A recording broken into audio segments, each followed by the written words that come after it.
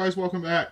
So I had my other table saw that I've been using for going out in the job and cutting fillers and such. It burned out, so I had to buy a new saw, so I ended up buying this one.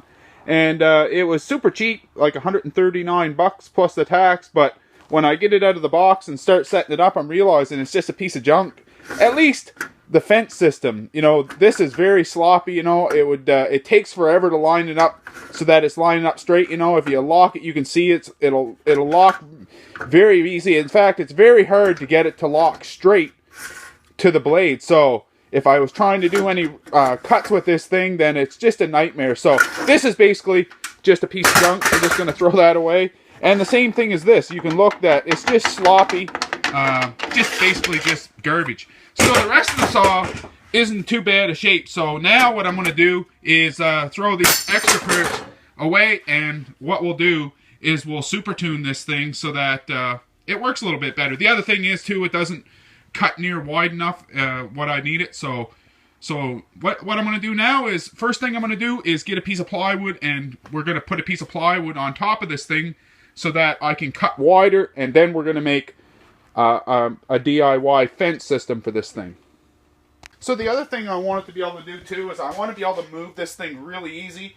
And so what I did was, rather than attaching the saw right to the frame, all I did was instead was I just got the bolts. You can see I just put the bolt in the nut so that when I want to take this thing apart, I just got to lift it up, and it's so light. It's just a one-handed saw, which is what I want.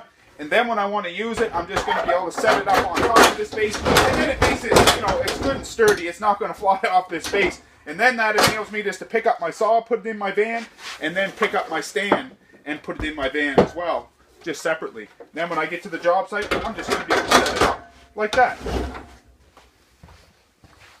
So I've already made this thing. This is a few days old. But what I'm going to do is just show you how exactly I made it. So all I did is I just took a piece of plywood and I got it set on top of this thing. Now just find the blade slot there because it's already cut. Geez, how hard can it be to find that slot?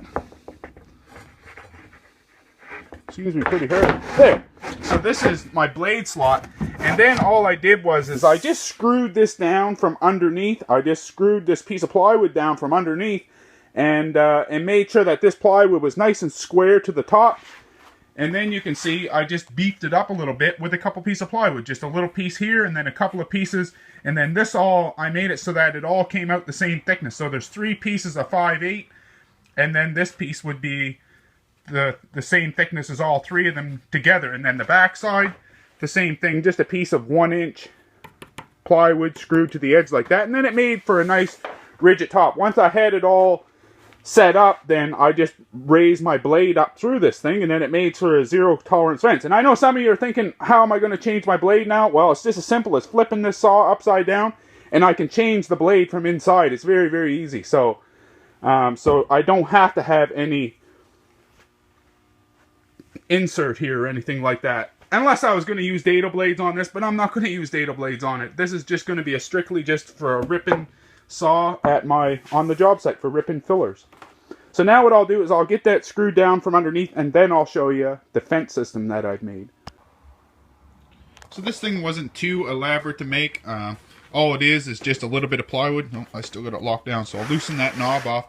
And what we'll do is slide it off and just show you how I made it. So this channel, or this beefed up section here, what I wanted to do is I want to use that's what I'm going to be pulling on to bring my fence nice and straight. So all I did I wanted something, I had to beef this up pretty good, so I just added 3 pieces of plywood together. That's to give me enough width to hook my fence down so that it gives me something to keep it nice and straight. And then all I did was add a couple of other pieces of plywood to the bottom, and then this upright piece. Now the big secret to making this successful is to add lots of screws, to pre-drill it and add lots of screws to this to make it nice and rigid. You can see I've got quite a few here on the bottom. This was to hold it all together nice and tight, and the same thing on this back side here. This was the most imperative one, this back piece, because that's actually what I'm going to be pulling on, because when I tighten this bolt down, you can see where it's going to come out on the inside.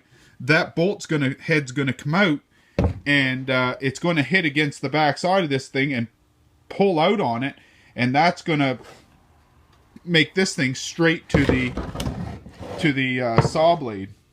The other thing that I did too that made it a little bit better, as you can see on this back side, I've got a little channel made here as well, like this, and I made it so that when, I'm just going to slide this on now, when I slide this on, you can see that it was pretty much tight, and the reason why I did that is now when I tighten this up, you'll see that this will actually pull back a little bit, and what that does is it actually engages this back, so that pulls and pulls everything tight.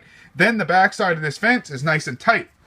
So, you know, pretty straightforward. I didn't even thread. All I did was just make a little bit undersized hole, and then I just forced this bolt into it. So now that it's been in there for a while, it's threaded real nice. I sprayed a little bit of WD-40 in on it too, and you know, it seems to be holding real good. I've been using this saw quite a little bit at my job site, and it worked great. And then all I did was just take and cut a circle out here with a hole saw, and then drilled a little bit smaller hole, pre-drilled it a little bit in, and then just beat this bolt in there, and that just gives me an easy dial here to use. So then, like I showed in the first of the video, I'm just going to be able to slide it over without doing any tinkering or fooling. Just pull this, tighten this knob down, and that's going to set it nice and square to my saw blade, and yeah, it just makes it a lot quicker. I wasn't going to fool around with that other fence at all. And all I did is to get this running straight, I just, once I had this channel made, then I laid this piece on top and then screwed it down, and then just, I had to keep measuring. I had to measure the distance on either side of the blade to make sure this was running nice and square. And once it was running square, I just screwed it down and then beefed it up with a little bit more plywood. And you could change the way that you do this too, of course.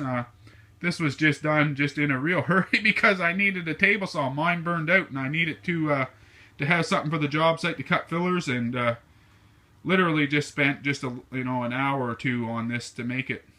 And real happy, real glad that I didn't spend the $600 or on a higher quality saw, because this one's going to do just fine, and it actually gives me a nice width to rip too.